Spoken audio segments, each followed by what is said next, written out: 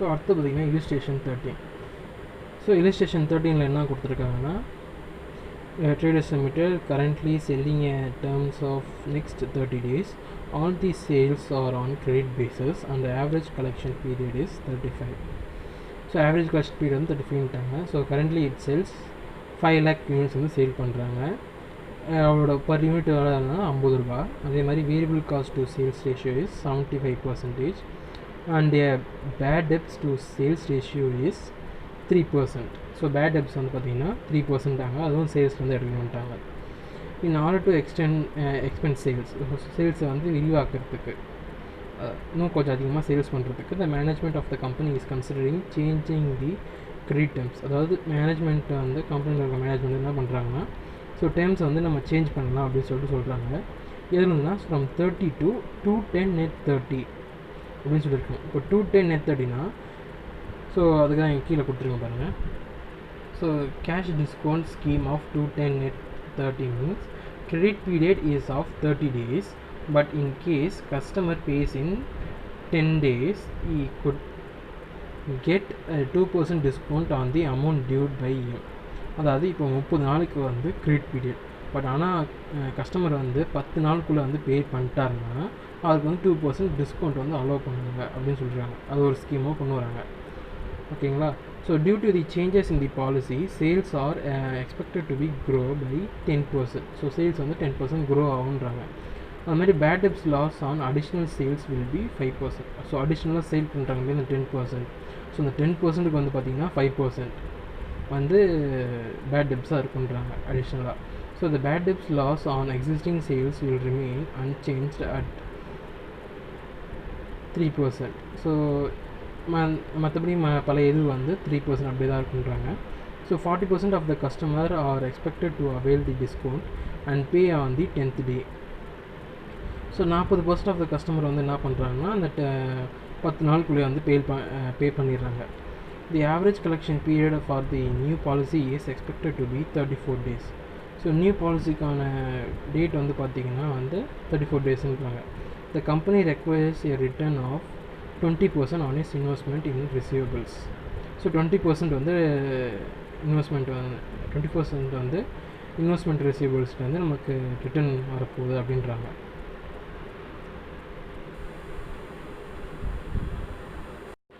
So illustration 15 வந்து நான் என்ன பண்ணியிருக்கிறேன், நான் கொஞ்சம் வேறு ஒரு மாதிரி போட்டிருக்கிறேன். So particulars present proposal. So credit terms வந்து net 30 அதே மாதிரி அதோட ஹெட்டிங் கொடுத்துருக்குறேன். ஸோ ஆவரேஜ் பீரியட் வந்து பார்த்திங்கன்னா 35 days 34 days. அது மாதிரி சேல்ஸ் வந்து யூனிட்ஸில் கொடுத்துருக்குறேன். ஸோ 10% இன்க்ரீஸ் ஆகுதுன்னா ஸோ 10% இன்க்ரீஸ் ஆனால் 5,50,000. ஸோ 50,000 நமக்கு எக்ஸ்ட்ரா கிடைக்குது 10% அதிகமாக சேல் பண்ணுறோம் நம்ம. ஸோ சேல்ஸ் ரேட் வந்து பார்த்திங்கன்னா 50, அதாவது பர் யூனிட் வந்து 15 சொல்லியிருக்காங்க. ஸோ நான் மந்த்லியே பண்ணிக்கிறேன் இதோட. ஸோ இதே மாதிரி 2,50,000 அதாவது 2 crore 50 lakh வருது. அது மாதிரி இங்கே 2 crore 75 lakh வருது. ஸோ வேரியபிள் காஸ்ட் வந்து 75% சேல்ஸில். ஸோ சேல்ஸில் 75% எடுத்து நாங்கள் போட்டுட்டேன். ஸோ கான்ட்ரிபியூஷன் வேரியபிள் காஸ்ட்டை வந்து மைனஸ் பண்ணால் சேல்ஸோட கான்ட்ரிபியூஷன் கிடச்சிரும். ஸோ அடுத்து பார்த்திங்கன்னா பேட் டெப்ஸ் கொடுத்துருக்காங்க. ஸோ பேட் டெப்ஸ் வந்து பார்த்திங்கன்னா 3% வந்து இதுக்கு நான் போட்டுக்கிறேன். அதுக்கப்புறம் அதுக்கு வந்து 3% ப்ளஸ் 5%. ஸோ அந்த 5% வந்து நம்ம தனியாக கண்டுபிடிக்கணும். எதுக்குன்னா அது 50, அதாவது இந்த 50,000 இருக்குது பார்த்திங்கன்னா அந்த 50,000 நம்ம அடிஷ்னலாக பண்ணுறோம். ஸோ அந்த அடிஷ்னல் சேல்ஸ் பண்ணுறோம்ல அந்த 50,000க்கு அடிஷ்னலாக வரதுக்கு வந்து 5%ம் நம்ம ஏற்கனவே நார்மலாக சேல் பண்ணுற அந்த இதுக்கு வந்து 3% நம்ம பண்ணணும். ஸோ அதுமாதிரி ரெண்டு தனித்தனியாக பிரித்து அதுக்கப்புறம் ஆட் பண்ணி போட்டோம்னா நமக்கு வந்து 8,75,000 வரும். அதுக்கப்புறம் கேஷ் டிஸ்கவுண்ட் வந்து பார்த்திங்கன்னா அவங்க கொடுத்துருக்காங்க. ஸோ 2,75,000, அதாவது 2 crore 75 lakh into 40% into 2%. So 2,20,000. So அதை மைனஸ் பண்ணோன்னா நம்ம வந்து நமக்கு நெட் ப்ராஃபிட் கிடச்சிரும். ஸோ நெட் ப்ராஃபிட்னா opportunity cost. So opportunity cost வந்து பார்த்திங்கன்னா 2,50,000. இது வந்து டோட்டல் காஸ்ட் தரல. ஸோ அதனால் வந்து நம்ம சேல்ஸ்லேருந்து எடுத்துக்கிறோம். ஸோ சேல்ஸ்லேருந்து எடுக்கும்போது பார்த்திங்கன்னா 2,50,000, அதாவது 2 crore 50 lakh into days into வந்து பர்சன்டேஜ் ரிட்டர்ன். ஸோ அந்த பர்சன்டேஜ் பண்ணால் 4,86,111. ஸோ அதை எடுத்து நான் போட்டேன். ஸோ அடுத்து வந்து பார்த்திங்கன்னா 2,50,000 சாதாரணமாக அந்த இதுக்கு வந்து அந்த இன்க்ரீஸ் ஆகாமல் இருக்கிற பாதி இதுக்கு வந்து பார்த்திங்கன்னா ஸோ இன்க்ரீஸ் ஆனது இருக்குது பார்த்திங்கன்னா இந்த 50,000. ஸோ அந்த 50,000 இன்ட்டு 50 நம்ம போட்டோம்னா 25 lakh வரும். 25 lakhல 75%. ஸோ 75% என்னன்னா வேரியபிள் காஸ்ட். ஸோ இந்த மிச்சம் அந்த 50% எக்ஸ்ட்ரா வருது, அந்த 50,000 எக்ஸ்ட்ரா வருதுங்களா யூனிட்ஸு. ஸோ அந்த 50,000 எக்ஸ்ட்ரா யூனிட் நம்ம சேல் பண்ணுறதுக்கு நம்ம என்ன பண்ணுறோம், வேரியபிள் காஸ்ட் நம்ம எடுத்துக்கிறோம் அதுக்கு மட்டும். ஸோ அதுக்கு மட்டும் நம்ம வந்து வேரியபிள் காஸ்ட் எடுத்துக்கிறோம். ஸோ அந்த வேரியபிள் காஸ்ட்டை வச்சு நம்ம அதுக்கு வந்து 25%, அதாவது 20% ரிட்டர்ன் கண்டுபிடிக்கிறோம். ஸோ கண்டுபிடிச்சோன்னா டோட்டலாக நம்மளுக்கு வந்து 5,21,528 வரும். ஸோ இது எல்லாமே பாயிண்டில் வரும். நான் பாயிண்ட்டுக்கு முன்னாடி இருக்கிறது நான் இது பண்ணிக்கிட்டேன். ஸோ அதை வந்து நம்ம இங்கே எடுத்து நம்ம போட்டுடுறோம். ஸோ மைனஸ் பண்ணோன்னா இது வந்தது. ஸோ இதே இன்க்ரிமெண்டல் பார்த்தோன்னா நம்மளுக்கு வந்து நான் இங்கே சின்னதாக போட்டுருக்கிறேன். ஸோ இடம் இல்லைன்ட்டு. ஸோ இன்க்ரிமெண்ட் பார்த்திங்கன்னா 2,44,583. ஸோ ஆனால் சேம் நம்பராக இருக்காது. ஏன்னா நான் வந்து அவங்க வந்து புக்கில் பார்த்திங்கன்னா அவங்க வந்து தனியாக எடுத்துவிட்டு கடைசியில் வந்து இது பண்ணியிருக்காங்க. ஓகேங்களா. ஸோ இங்கே வந்து டேஸை வந்து நம்ம தனியாக எடுத்து போட்டுக்கிறாங்க. அதுக்கப்புறம் டேஸில் இருந்து அதை இன்க்ரிமெண்ட் கண்டுபிடிச்சி அதில் வந்து 20% மைனஸ் பண்ணி இங்கே போட்டுக்கிறாங்க. ஸோ நான் வந்து அதுமாரி போடல. ஸோ அதனால் வந்து கொஞ்சம் டிஃபர் ஆகும். ஏன்னா பாயிண்ட்லேயும் வரதுனால அது கொஞ்சம் ஆன்சர் மட்டும் கொஞ்சம் டிஃபர் ஆகும். மற்றபடி கரெக்டு தான். ஸோ இப்போ நம்ம வந்து இந்த எக்ஸ்ட்ராவாக நாங்கள் 50,000 வருது இல்லைங்களா, 5 lakh 10,000 இன்க்ரீஸ் ஆகுதுன்றாங்க சேல்ஸ். ஸோ 10,000 10% இன்க்ரீஸ் ஆகுதுன்னா 10% வந்து 50,000. ஸோ இந்த 50,000 வந்து எக்ஸ்ட்ரா வருது பார்த்தீங்கன்னா. ஸோ இந்த 50,000 இன்க்ரீஸ் ஆகிறதுக்கு இந்த 50,000 யூனிட்ஸ் அந்த 50,000 இன்ட்டு 50 பண்ணோன்னா நம்மளுக்கு 25 lakh வரும். ஸோ அந்த 25 lakhல 75% வந்து வேரியபிள் காஸ்ட். ஸோ இந்த எக்ஸ்ட்ராவாக நம்ம அந்த 50,000 பண்ணுறோம் இல்லைங்களா, அதில் நம்ம வேரியபிள் காஸ்ட் அதில் வேரியபிள் காஸ்ட் கண்டுபிடிச்சி அந்த வேரியபிள் காஸ்ட்டில் வந்து நம்ம இப்போ ஆப்பர்ச்சுனிட்டி காஸ்ட் கண்டுபிடிக்கணும் அந்த எக்ஸ்ட்ரா வரதுக்கு. மற்றபடி 5 lakhக்கு அதே ப்ராசஸ் தான், அது தவிர வேறு எதுவும் மாறாது. ஸோ இந்த எக்ஸ்ட்ராவாக வரதுனால இந்த மாதிரி நம்ம பண்ணுறோம் வேரியபிள் காஸ்ட். ஓகேங்களா. ஸோ அடுத்த சம் பார்த்தீங்கன்னா illustration 14. So illustration 14 firm is considering pushing up its sales by existing credit facility to the following categories of customers. So customer with 10% risk of non-payment. So இப்போ சேல்ஸை வந்து அதிகமாக்கிறதுக்கு credit ஃபெசிலிட்டியை extend பண்ண போகிறாங்க. So அது யாருக்குன்னா இந்த customers with 10% risk of நான் payment. So நான் payment பண்ணுறது வந்து 10% ரிஸ்க் இருக்கவங்க தான் அப்புறம் 30%. ஸோ அதே மாதிரி அவங்களுக்கு வந்து என்னன்னா இந்த இன்க்ரிமெண்டல் சேல்ஸ் வந்து expected in case of category of A வந்து பார்த்திங்கன்னா 40,000 வந்து இன்க்ரிமெண்டல் சேல்ஸ் வந்து அதிகமாகுது. இந்த அப்போ பிக்கு வந்து பார்த்திங்கன்னா 50,000 வந்து இன்க்ரீஸ் ஆகுது இன்க்ரிமெண்டல் சேல்ஸு. ஸோ அதாவது இங்கே வந்து நம்ம இப்போது ப்ரெசண்ட்டு ப்ரொசீடு அப்புறம் இன்க்ரிமெண்டல் சொல்லுவாங்க கெயின் ஆர் லாஸ்ன்ட்டு. ஸோ இப்போ அதை வந்து என்ன பண்ணுறாங்க, இதை வந்து அவங்க டேரெக்டாக கொடுத்துட்டாங்க அதில். ஓகேங்களா. இது வந்து அவங்க வந்து டேரெக்டாக கொடுத்துட்டாங்க. ஸோ இன்க்ரிமெண்ட்டுக்கு ஸோ அதை வச்சு நம்ம போட்டுறோம். The cost of production and selling காஸ்ட்டாக 60% ஆஃப் தி சேல்ஸ். அதாவது cost of production and selling cost வந்து பார்த்திங்கன்னா 60% of the sales. So collection cost வந்து பார்த்திங்கன்னா 5% ஆஃப் சேல்ஸு. எதுனா கேஸ் ஏக்கு வந்து 10% வந்து கேஸ் பிக்கு கலெக்ஷன் காஸ்ட் வந்து பார்த்திங்கன்னா.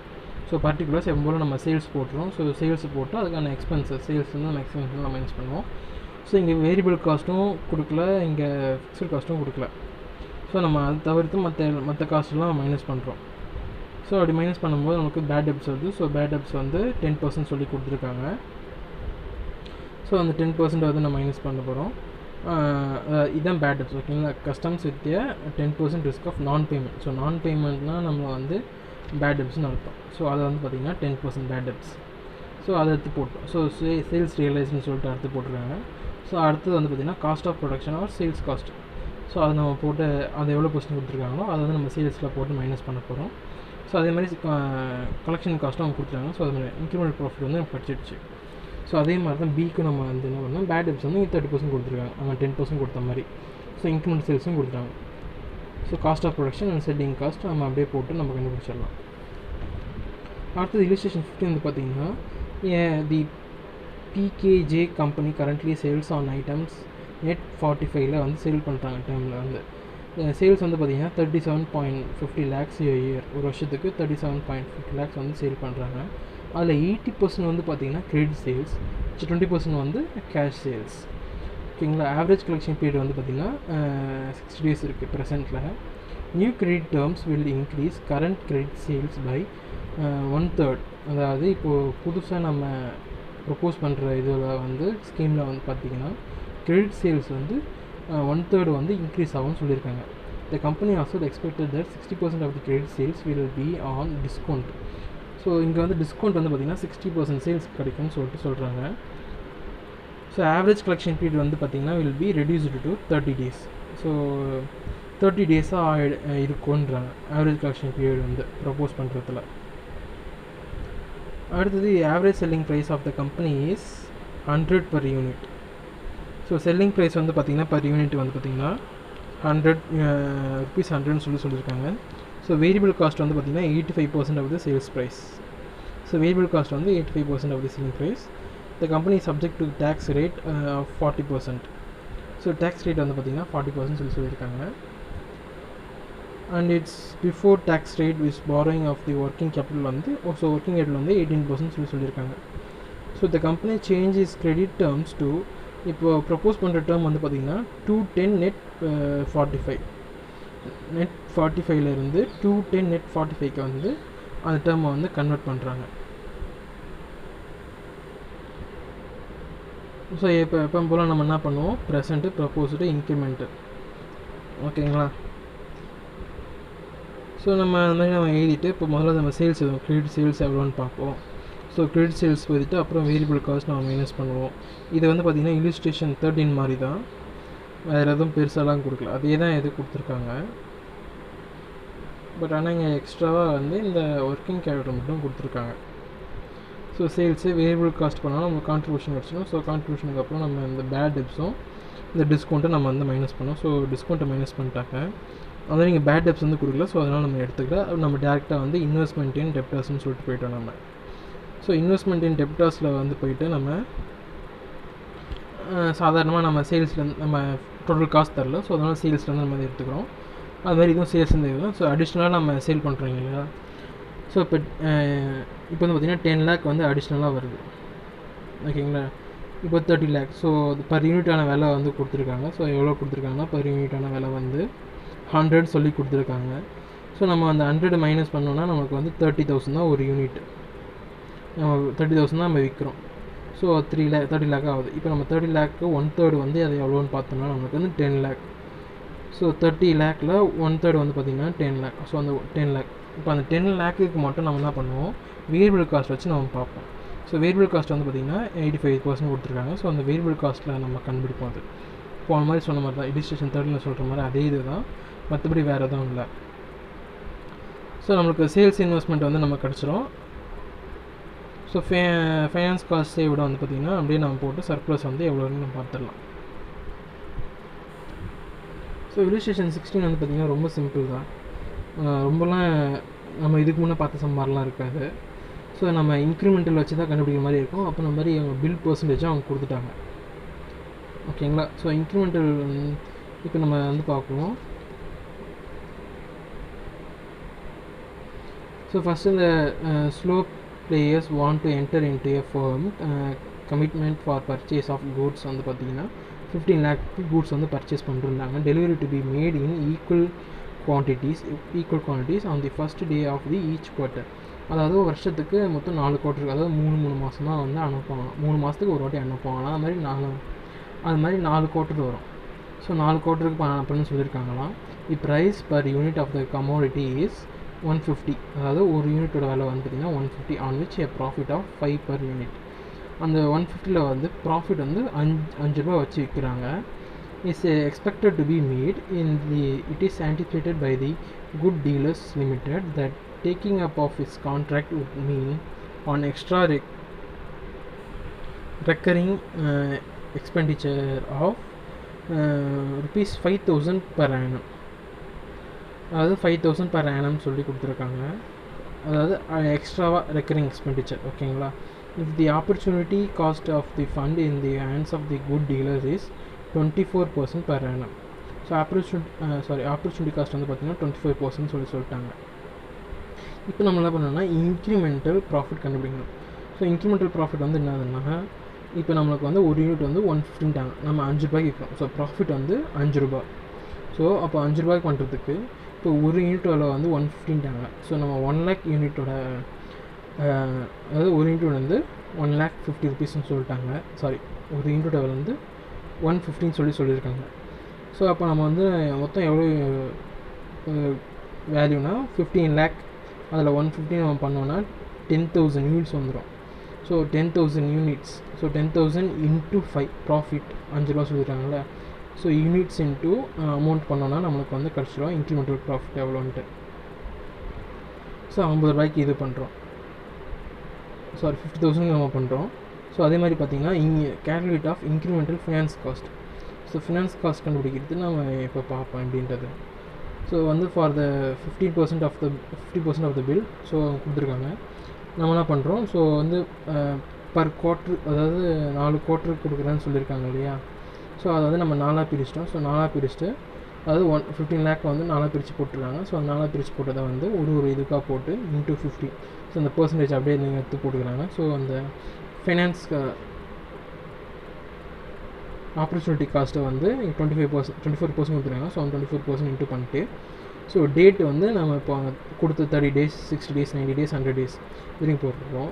அதுமாதிரி ஃபினான்ஸ் காஸ்ட் பர் குவார்ட்டர் நம்ம கண்டுபிடிச்சிடலாம். ஸோ பர் குவார்ட்டர் கண்டுபிடிச்சிட்டோம்னா நம்ம அந்த பர் குவார்ட்டர் இது எடுத்து நம்ம இங்கே போட்டுட்டு இன்ட்டு 4 பண்ணோம்னா நமக்கு 71,900 கிடச்சிரும். ஸோ இப்போ அதுமாரி இந்த நோ ரெக்கவரினா பேட் டெப்ஸ் தான் வந்து பேட் டெப்ஸ். ஓகே, நோ ரெக்கவரினா அதுதான் பேட் டெப்ஸ். ரெக்கவரி அவ்வளோதான் நம்ம பேட் டெப்ஸ்னு சொல்லுவாங்களா. ஸோ 1% ஆஃப் த பில்லுன்ட்டான். ஸோ எக்ஸ்ட்ரா ரெக்கரிங் எக்ஸ்பென்சஸ் வந்து பார்த்திங்கன்னா 5, அது மாதிரி பேட் டெப்ஸ் வந்து 1%. ஸோ 1% வந்து பார்த்திங்கன்னா 15,000. ஸோ இப்போ நம்ம ஏபிசியை வந்து எல்லாத்தையும் மைனஸ் பண்ணோம்னா நமக்கு கிடச்சிடும் 41,900. நம்ம லாஸ்ட்டில் தான் வருது.